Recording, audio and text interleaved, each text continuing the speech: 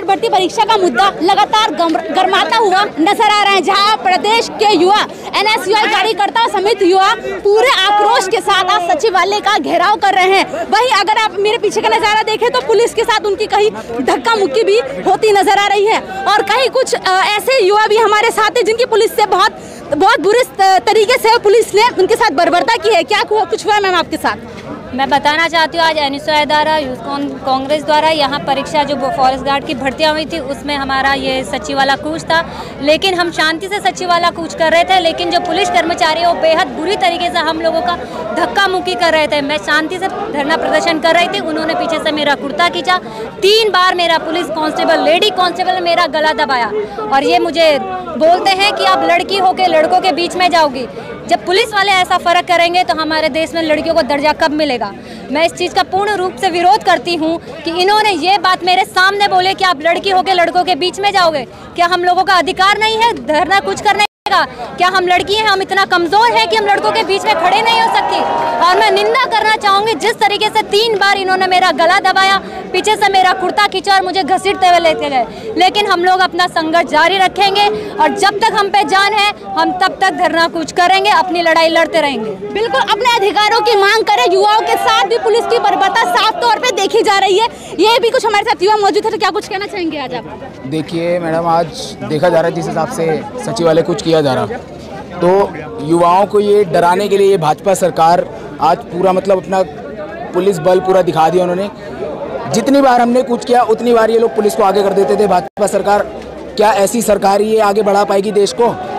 Congress party को ये कहते हैं कि कांग्रेस पार्टी कुछ नहीं कर सकती। एक बार तुम युवा पीढ़ी को आगे तो बढ़ने दो, फिर उसके बाद दिखाते हैं कांग्रेस पार्टी क्या कर सकती है। धन्यवाद। बिल्कुल, और भी कुछ हुआ है हमारे साथ मौजूद है। सर, जिस तरीके से 7 माह बीत चुके हैं, अभी तक एसआईटी जांच सार्वजनिक नहीं की गई है, तो सर कैसे देखते हैं सरकार की लापरवाही को?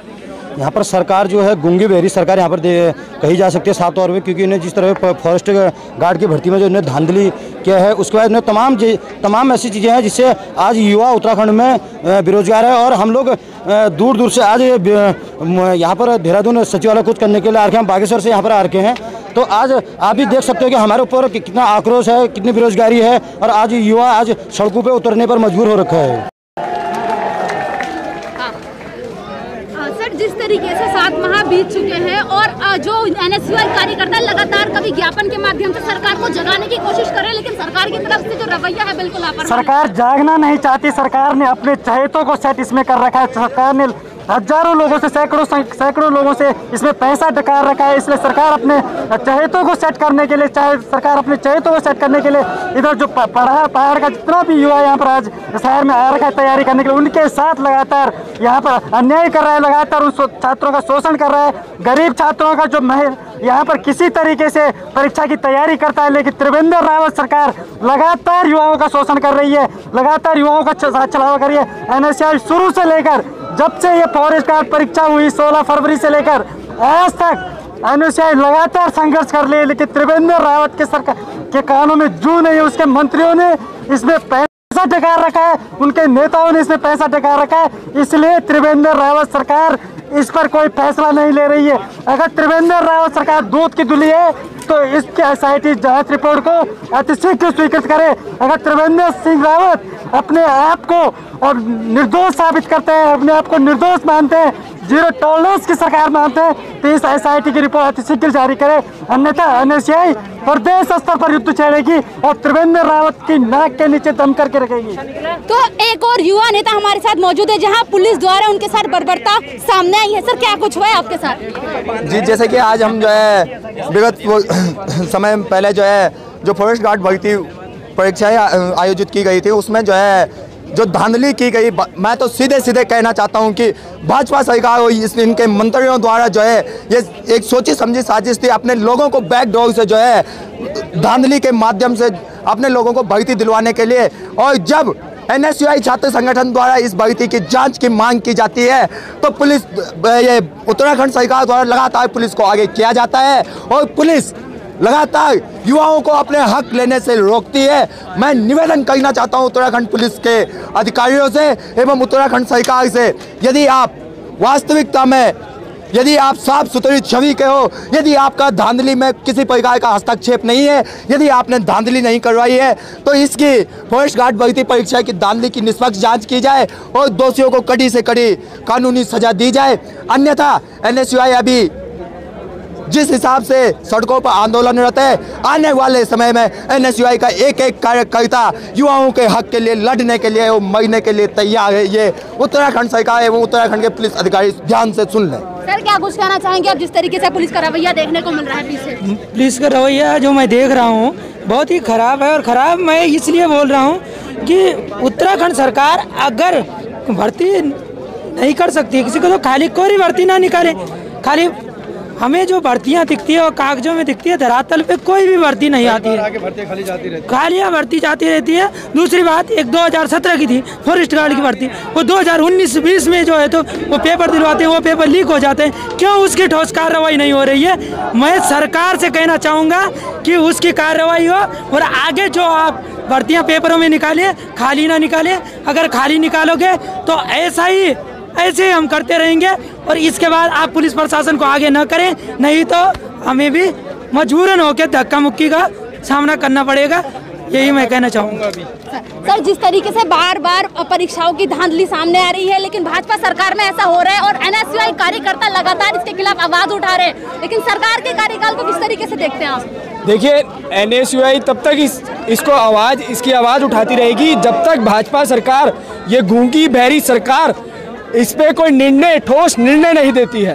क्योंकि जिस तरीके से छात्र लोगों का हनन हो रहा है, ये NSUI बिल्कुल नहीं सहन करेगी। और ये सरकार जब NSUI छात्रों की आवाज़ को उठाती है, तब ये पुलिस को आगे करती है। भाजपा सरकार डरती है, पुलिस को आगे करती है, लेकिन NSUI का छात्र, यूथ कांग्रेस का छात्र एवं मेन कांग्रेस की सभी लोग, छात्र जब तक छात्रों के हित में खड़े हैं, जब तक ये सरकार छात्रों के लिए कोई ठोस कदम नहीं उठाती है। एवं भाजपा सरकार की बात करूं तो ये समय समय पर बड़े बड़े वादे करती थी कि भाजपा सरकार में आएगी तो 2 करोड़ लोगों को, युवाओं को रोजगार देगी। लेकिन भाजपा सरकार को याद दिला दूं, जो अनायोजित लॉकडाउन इनके द्वारा किया गया, 2 करोड़ युवाओं को रोजगार देने की तो बात आप छोड़ दीजिए, 2 करोड़ युवाओं का रोजगार छीन लिया गया। मैं भाजपा सरकार से पूछना चाहता हूं कि आप सेंटर में, स्टेट में बैठे हैं, लेकिन आप हमारी बात का जवाब नहीं देते, ऐसा क्यों?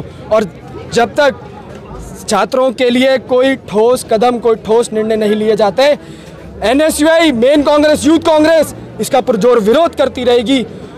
इतना ही कहना चाहूँगा। सर, मुख्यमंत्री द्वारा 7.5 युवाओं को रोजगार देने की घोषणा की गई और बात की गई है। समाचार पत्रों में मुख्यमंत्री द्वारा 7.5 लाख युवाओं को रोजगार देने की बात की गई है। क्या लगता है आपको? देखिए, भाजपा सरकार, अगर मैं देश के प्रधानमंत्री नरेंद्र मोदी जी की बात करूं, बातें तो बहुत बड़ी बड़ी करते हैं वो, कि हम समय समय पर युवाओं को रोजगार प्रदान कर रहे हैं। मैं अपने प्रदेश उत्तराखंड की बात करूं तो यहाँ कितना रोजगार आपने प्रदान किया। त्रिवेंद्र सरकार से पूछना चाहता हूँ, जो हमें आज छात्रों के हित में सचिवालय तक नहीं जाने दे रहे हैं, और वो बात करते हैं हम युवाओं को रोजगार प्रदान करा रहे हैं। अगर युवाओं को रोजगार प्रदान कराया जा रहा होता तो आज ये छात्र, ये हजूम आज आपको सड़कों पे नहीं मिलता।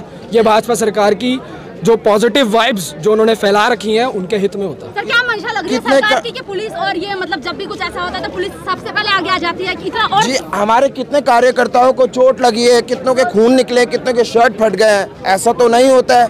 ये हम डेमोक्रेटिक कंट्री में, तो हम लोग को अपना बोलने का पूरा हक है, मगर हम लोग को ऐसा नहीं दिया जा रहा है। धक्का मुक्की किया जा रहा है, पुलिस हम पे चढ़े जा रही है। कुछ पुलिस तो कॉपरेट भी किया, मगर कुछ पुलिस के डंडे चला रही है। ये तो एक आम जनता का वो होता है कि अपना रख सकते हैं हम जो भी हमारा। भाजपा सरकार से एक बात कहना चाहूँगा कि हम हमारा हक मांगते नहीं, किसी से भीख मांगते। ये छात्रों का हक है और आपको इस हक को देना होगा। कम से कम कुछ नहीं, रोजगार का वादा किया तो रोजगार तो दीजिए।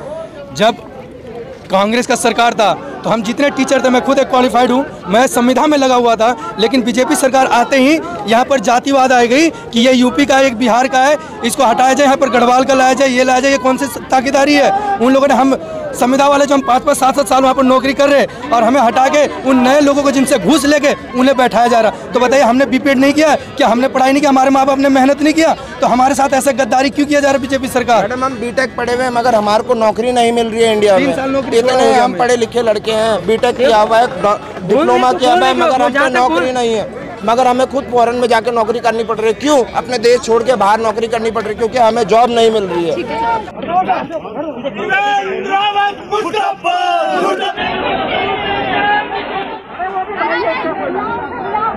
तरीके से फॉरेस्ट गार्ड परीक्षा भर्ती में एसआईटी जांच सार्वजनिक न होने को लेकर युवाओं में कितना रोष देखने को मिल रहा है, लेकिन जो सरकार है अब तक भी नहीं जागी है। कैमरामैन गगन के साथ मैं रूना ऋषि, जन खबर देहरादून।